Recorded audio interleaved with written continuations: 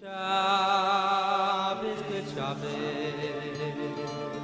I get Shabbos, good Shabbos. So we once again share a thought on the weekly Parsha, Parshas Vayishlach. And in this Parsha we learn about the struggle and the fight between Yaakov and the angel. V'yavosa Yaakov levade v'ya'ove kishamoy ad alo yisa shachar v'yarke lo yuchaloi v'yiga bekaf yerechoy v'teika chaf yerech Yaakov. And then we have the mitzvah al kein lo yuchlu b'nei Yisrael as gid hanoshe. No other mitzvah lo ta'aseh, no other negative precept do we find the reason and the rationale of the mitzvah. None. Only gidanosha al kain. This is why lo yoichlu b'nei Yisrael as gidanosha. And this demands an explanation. Regarding mitzvahs, I say there are three mitzvahs in which the Torah does give us the rationale and the reasoning. Tzitzis, laman tizkeru. Tefillin, laman tiyes Torah Hashem befichom. And Sukkah laman yedu dorasechem. And the Bach, very well known. The Bach in two different sources, Shulchan Aruch Chaim explains. Why does the Torah give the reasoning by these three mitzvahs? Because we are required to have kavanah when we perform these three mitzvahs. You need to bear in mind the reason and the rationale of the mitzvahs. But that is not relevant regarding a lo ta'aseh. When a person abstains from committing an aveira, when exactly does he need to think and have intention? So this really requires an explanation. Why is the Torah explain the reason for Gid HaNoshe? To answer this question, we must understand the essence of this struggle. What was it all about? So the Medrash and the Zohar and the Ramban, they all explained this was not a fight between a certain angel and a certain human being and a certain mortal. It was not about the Malach and Yaakov as a person, as an individual. It was a struggle on the entire future of Klal Yisrael. It was the climax of the struggle that started Vayishlach abonim b'kirbo. It was a continuation of the struggle between Yaakov and his brother Esav, who wanted to harm and kill Yaakov.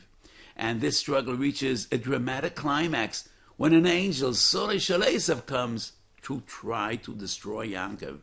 And destroying Yaakov means destroying the Jewish people, destroying us, destroying each and every generation of Klal Yisrael.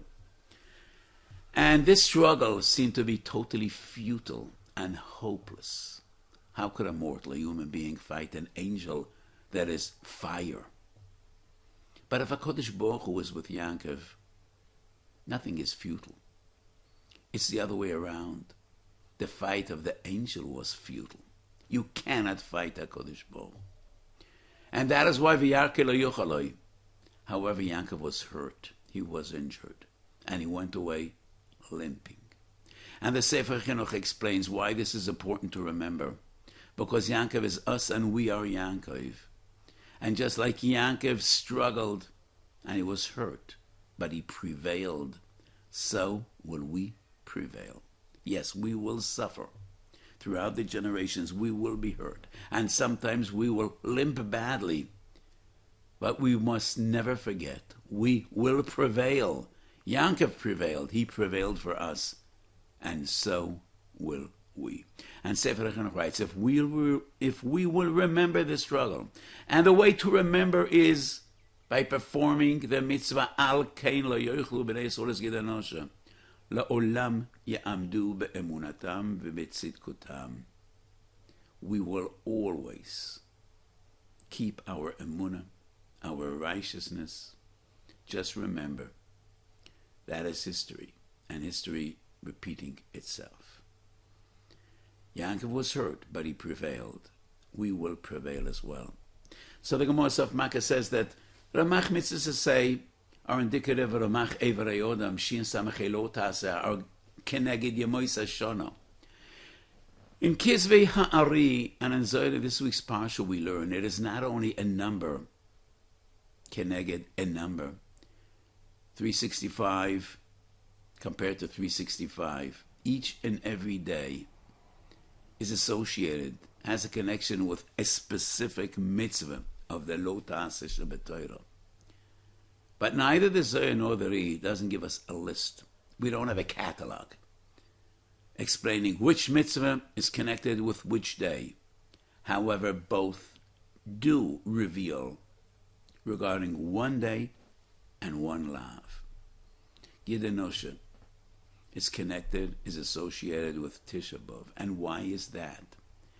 Neither does the Zohar explain nor the Ari, but they do give a remez. Al kain lo yechlu b'nei Yisrael. Eis is 2 letters, Tisha B'Av.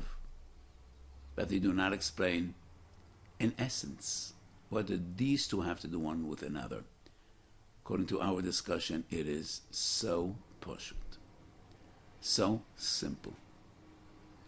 Tisha B'Av is the most terrible day in the Jewish calendar. We lost the first Beis Hamikdash, we lost the second Beis Hamikdash, and so many tzoros.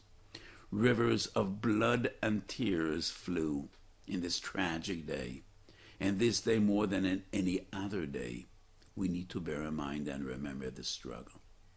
We need to remember that Vayarki lo yochaloi, Yankov prevailed. With all the pain and all the suffering, we will prevail. And the Sefer HaChinuch, only once in the entire magnificent Sefer, writes a prayer, a tefillah, which is not found anywhere else. And we will just finish this short talk with the words and the tefillah, the prayer of Sefer HaChinuch. Ukeshem shezorcha shemesh la'av, leYankov Avinu, lo yishir min hatzar u'min ha'yasurim, kein yizrach lano shimsha shel Moshiach tzedkenu, lo yishiyenu min hatzar u'lege'olenu b'mehero v'yomeinu. Amen. Have a beautiful Shabbos.